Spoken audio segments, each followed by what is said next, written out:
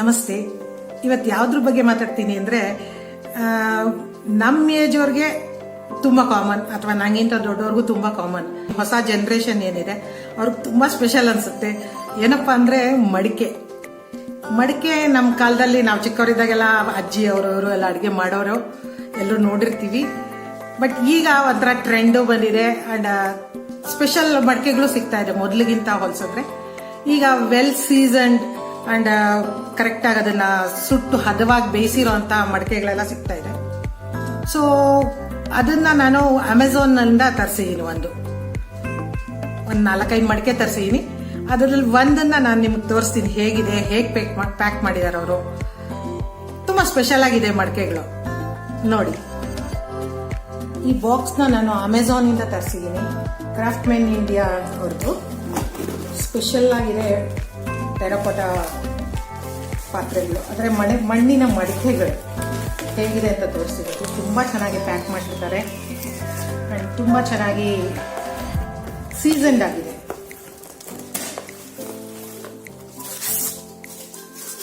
ಇದು ಸ್ಪೆಷಾಲಿಟಿ ಏನಪ್ಪ ಅಂದರೆ ಮೈಕ್ರೋವೇವಲ್ಲಿ ಕೂಡ ಯೂಸ್ ಮಾಡ್ಬೋದು ಅಂತ ಮಡಿಕೆಗಳು ಇದು ಅಂತ ಅವ್ರು ಹೇಳ್ತಾ ಇದ್ದಾರೆ. ನಾನಿನ್ನೂ ಟ್ರೈ ಮಾಡಿಲ್ಲ, ಬಟ್ ಅಡುಗೆಗಂತೂ ತುಂಬ ಚೆನ್ನಾಗುತ್ತೆ ಅಂತ ಕೆಲವು ಫ್ರೆಂಡ್ಸ್ ಎಲ್ಲ ಹೇಳಿದ್ದಾರೆ.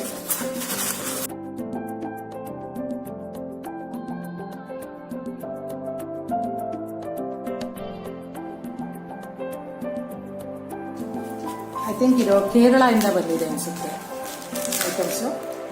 ಸ್ವಲ್ಪ ಕಾಸ್ಟ್ಲಿ ಕಂಪೇರ್ ಟು ಮಣ್ಣಿನ ಮಡಿಕೆಗಳು. ಒಂದು 200 ರೂಪಾಯಿ ಒಳಗೆ ಸಿಕ್ಕೋ ಥರದಕ್ಕೆ ಇದಕ್ಕೊಂದು 450-500 ರೂಪಾಯಿ ಚಾರ್ಜ್ ಮಾಡ್ತಾ ಇದ್ದಾರೆ. ಬಟ್ ವೆಲ್ ಸೀಸನ್ ನೋಡಿ. ಇದು ಮುಚ್ಚಲ ತುಂಬಾನೇ ಚೆನ್ನಾಗಿದೆ. ಇದು ಅವ್ರ ಪ್ರಕಾರ ಒಂದು 3 to 4 ಅವರ್ಸ್ ನೀರಲ್ಲಿ ನೆನೆಸ್ಬೇಕು. ನೆನೆಸ್ಬಿಟ್ಟು ಒಂದ್ಸಲ 2 ಸಲ ಸಣ್ಣ ಊರಿನಲ್ಲಿ ನೀರು ಬಿಸಿ ಮಾಡಿ ಚೆಲ್ಬಿಟ್ಟು ಆಮೇಲೆ ಯೂಸ್ ಮಾಡಿದ್ರೆ ಯಾವುದೇ ಸ್ಮೆಲ್ ಬರಲ್ಲ, ಯಾವುದೇ ಇದು ಮಡಿಕೆನೂ ಒಡೆಯಲ್ಲ ಅಂತ ಹೇಳ್ತಾರೆ. ಕ್ರಾಫ್ಟ್ಮನ್ ಇಂಡಿಯಾ ಇಂದ ತರಿಸಿದ್ದ ಮಡಿಕೆಗಳನ್ನ ನೀರಲ್ಲಿ ನೆನೆಸಿಡ್ತಾ ಇದ್ದೀನಿ. ಅವ್ರ ಪ್ರಕಾರ ಒಂದು 4ರಿಂದ 5 ಗಂಟೆ ನೆನೆಸ್ಬೇಕಂತೆ.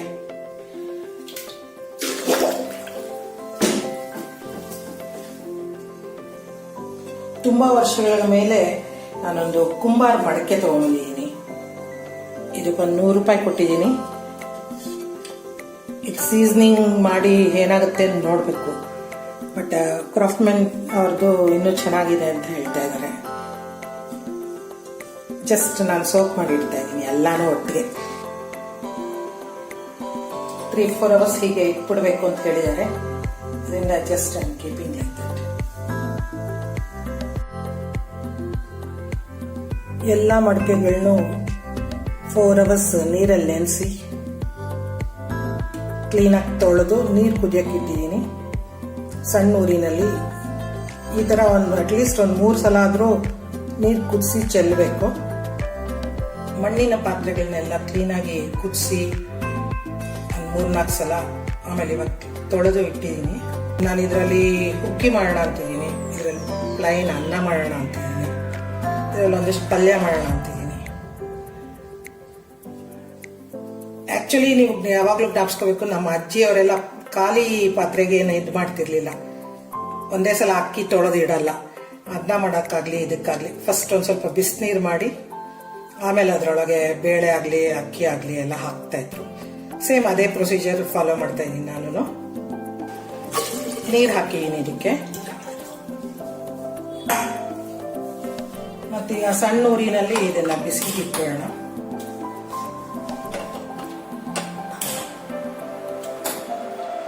ಈ ಪಲ್ಯದಕ್ಕೆ ಮಾತ್ರ ನಾನು ಎಣ್ಣೆ ಬಾಡಿಸ್ಕೋಬೇಕಲ್ಲ, ಅದಕ್ಕೆ ಹಾಗೆ ಇಟ್ಟಿದ್ದೀನಿ ಲೈನ್. ಸ್ವಲ್ಪ ನೀರಿನ ಅಂಶ ಎಲ್ಲ ಕಮ್ಮಿ ಆಗೋಷ್ಟಕ್ಕೆ ಸ್ವಲ್ಪ ಎಣ್ಣೆ ಹಾಕ್ಬಿಟ್ಟು ಸೀಮೆಎಣ್ಣೆಕಾಯಿ ಪಲ್ಯ ಒಂದು ಟ್ರೈ ಮಾಡ್ತಾ ಇದ್ದೀನಿ ನಾನು. ನಾರ್ಮಲಿ ನಾವು ಹೇಗೆ ಅಡುಗೆ ಮಾಡ್ತೀವೋ ಹಾಗೆ ಮಾಡ್ತಾ ಇದ್ದೀನಿ ನಾನು. ಸಾಸಿವೆ ಚಿಡ ಆದಮೇಲೆ ಸ್ವಲ್ಪ ಕಡಲೆಬೇಳೆ ಉದ್ದಿನಬೇಳೆ ಹಾಕ್ಬಿಟ್ಟು ಫ್ರೈ ಮಾಡ್ತಿದ್ದೀನಿ. ಆಮೇಲೆ ಪಲ್ಯಕ್ಕೆ ಒಂದೇ ಒಂದು ಅಂದರೆ ಈ ಮಣ್ಣಿನ ಪಾತ್ರೆಗಳಿಗೆ ಯಾವತ್ತು ಸ್ಟೀಲ್ ಸೌಟು ಅದೆಲ್ಲ ಉಪಯೋಗಿಸ್ಬೇಡಿ. ಮಣ್ಣೆಲ್ಲ ಕಿತ್ಕೊಂಡ್ಬರ್ಬೋದು ಅಥವಾ ಡ್ಯಾಮೇಜ್ ಆಗ್ಬೋದು. ಬೇವಿನ ಮರದಿಂದ ಮಾಡಿದಂಥ ಸೌಟುಗಳಿದೆ, ಅದನ್ನು ಉಪಯೋಗಿಸ್ತಾ ಇದ್ದೀನಿ ನಾನು.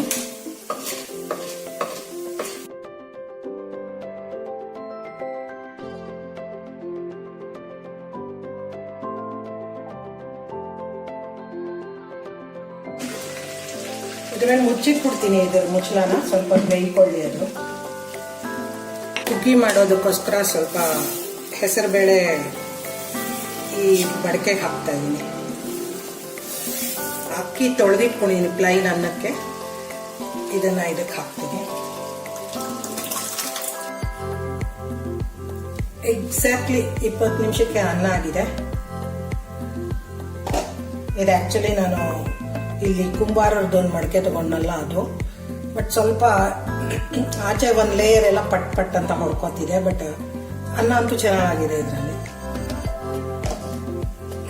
ಇದು ಪಲ್ಯನೂ ಅಷ್ಟೇ, ಸೇವೆ ಬದನೆಕಾಯಿ ಪಲ್ಯ ತುಂಬಾ ಚೆನ್ನಾಗಿದೆ.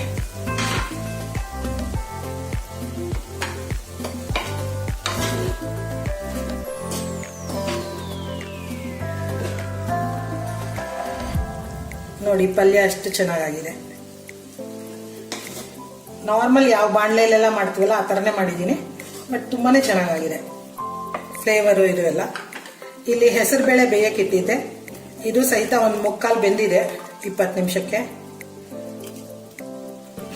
ಸ್ವಲ್ಪ ಕ್ವಾಂಟಿಟಿ ಜಾಸ್ತಿ ಇದರಿಂದ ಲೇಟ್ ಆಯ್ತು ಅಂತ ಕಾಣುತ್ತೆ, ಆದ್ರೂ ಬೆಂದಿದೆ ಇದು. ಇದಕ್ಕೆ ನಾನು ಇವಾಗ ತೊಳೆದಿರೋ ಅಕ್ಕಿ ಕಿಚಡಿ ತರ ಮಾಡ್ತಾ ಇದ್ದೀನಿ. ಸ್ವಲ್ಪ ಸಾಫ್ಟ್ ಆಗಿ ಅಂಡ್ ಸ್ವಲ್ಪ ತರಕಾರಿ ನಿಮ್ಗೆ ಹೇಗೆ ಬೇಕೋ ಹಾಗೆ ಮಾಡಬಹುದು. ಜೀರಿಗೆ ಮೆಣಸು ಇಲ್ಲಿ ಪುಡಿ ಮಾಡಿ ಇಟ್ಕೊಂಡಿದ್ದೀನಿ, ಇದನ್ನು ಹಾಕ್ತಾ ಇದ್ದೀನಿ. ಅರಿಶಿನ ಅಫ್ಕೋರ್ಸ್ ಬೇಳೆ ಬೇಯುವಾಗಲೇ ಹಾಕಿದ್ದೀನಿ. ಸ್ವಲ್ಪ ಉಪ್ಪು ಹಾಕ್ಬಿಟ್ರೆ ಆಯ್ತು, ನಾನು ಕಿಚಡಿ ಆದಂಗೆನೆ. ಯಾಕೆ ನಾವು ಮಡಕೆ ಇವಾಗ ಹಿಂದಿನವ್ರ ತರನೇ ವಾಪಸ್ ಹೋಗ್ತಾ ಇದೀವಿ ಅಂದ್ರೆ, ಒಂದು ಯಾವುದೇ ತರಕಾರಿ ಇದು ಏನ್ ಬೆಂದ್ರು ಇದರಲ್ಲಿರೋ ಯಾವುದೇ ವಿಟಮಿನ್ಸ್ ಇದು ಎಲ್ಲ ಆಚೆ ಹೋಗಲ್ಲ. ಅದು ತುಂಬಾ ಚೆನ್ನಾಗಿ ಕುಕ್ ಆಗುತ್ತೆ. ಅದೆಲ್ಲ ಒಂದು ಗುಡ್ ಫಾರ್ ಹೆಲ್ತ್ ಅಂತ. ನಮ್ಮ ಅಜ್ಜಿ ತಾತ ಅಜ್ಜಿ ಮುತ್ತಜ್ಜಿ ಎಲ್ಲ ಮಾಡ್ತಿರೋ ಥರನೇ ನಾವು ಇವಾಗ ಮಡಿಕೆಯಲ್ಲಿ ಅಡುಗೆ ಶುರು ಮಾಡಿದ್ದೀವಿ. ನೀವು ಎಲ್ಲ ಟ್ರೈ ಮಾಡಿ, ತುಂಬ ಚೆನ್ನಾಗಾಗತ್ತೆ. ನಾನು ಎಕ್ಸ್ಪೆಕ್ಟ್ ಮಾಡಿದ್ದಕ್ಕಿಂತ ಚೆನ್ನಾಗಾಗಿದೆ. ಗುಡ್ ಫೀಲಿಂಗ್, ಒಂಥರ ಏನೋ ಅಜ್ಜಿ ಥರನೇ ಮಾಡಿದ್ದೀನಿ ಅಂತ. ಬೇವಿನ ಮರದ ಸೌಟುಗಳನ್ನ ಉಪಯೋಗಿಸ್ತಾ ಇದ್ದೀನಿ ನಾನು. ನೋಡೋಕ್ಕೂ ತುಂಬ ಚೆನ್ನಾಗಿದೆ. ಆ್ಯಂಡ್ ಏನೇ ಅಡುಗೆ ಮಾಡಿದ್ರು ಹೆಲ್ತಿಯಾಗಿ ಮಾಡಬಹುದು ಅನ್ನೋದೊಂದು ಕಾನ್ಸೆಪ್ಟು. ಯಾವುದೇ ಪಾತ್ರೆ ಆಗಲಿ ಅದು ಹಾಳಾಗಲ್ಲ. ಈ ನಾವು ಮಾಡಿ ಮಾಡಿ ಎಲ್ಲ ಸ್ಕ್ರ್ಯಾಚಸ್ ಆಗುತ್ತಲ್ಲ, ಅದೆಲ್ಲ ಆಗಲ್ಲ. ಮಡಕೆಗೆ ಮತ್ತು ನಾನ್ ಸ್ಟಿಕ್ ಇದಕ್ಕೆ ಅಂತೂ ತುಂಬ ಒಳ್ಳೆಯದಿದು. ಬಿಸಿ ಬರಲ್ಲ, ಅಡುಗೆ ಮಾಡೋದು ತುಂಬ ಈಸಿ ಅನ್ಸುತ್ತೆ ಇದರಲ್ಲಿ. ನನಗೆ ಯಾಕೋ ವೆಯ್ಟ್ ಕಮ್ಮಿ, ಬೇವಿನ ಮರದ್ರಿಂದ ಆರೋಗ್ಯಕ್ಕೂ ಒಳ್ಳೆಯದು. ಒಂದು ಅಂದರೆ ಅದೇ, ನಾನು ಈ ಮಡಿಕೆ ಕುಂಬಾರರ ಮಡಿಕೆ ತೊಗೊಂಬಂದಿದ್ದು, ಬಟ್ ನಾಟ್ ಹ್ಯಾಪಿ. ಎಡ್ಜಸ್ಸು ಇದು ಕೆಳಗಡೆ ಪೋರ್ಷನ್ ಎಲ್ಲ ಪಟ್ ಪಟ್ ಅಂತ ಹೊಡ್ಕೊಂಡಿದೆ. ನಿಮ್ಗೆ ಇಲ್ಲೆಲ್ಲ ಕಾಣುತ್ತೆ ನೋಡಿ, ಮಣ್ಣು ಒಂದು ಲೇಯರೇ ಕಿತ್ಕೊಂಬಂದ್ಬಿಟ್ಟಿದೆ.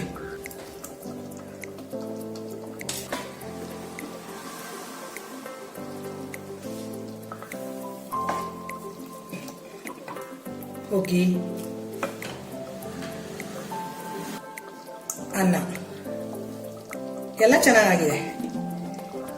ಒಂದೇ ಒಂದೊಂದು ನಂಗೆ ಅದೇ ಈ ಮಡಿಕೆ ಪ್ರಾಬ್ಲಮ್ ಏನಂದ್ರೆ, ಒಲೆ ಉರಿತಿರುವಾಗಲೇ ಪಟ್ ಪಟ್ ಪಟ್ ಅಂತ ಶಬ್ದ ಬಂದು ಒನ್ ಲೇಯರ್ ಕಿತ್ಕೊಂಡ್ಬಂದ್ಬಿಡ್ತು.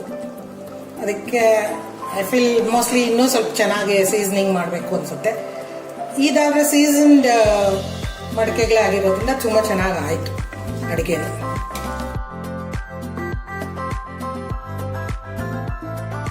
ಸಬ್ಸ್ಕ್ರೈಬ್ ಮಾಡೋದನ್ನ ಮರಿಬೇಡಿ ಜನ.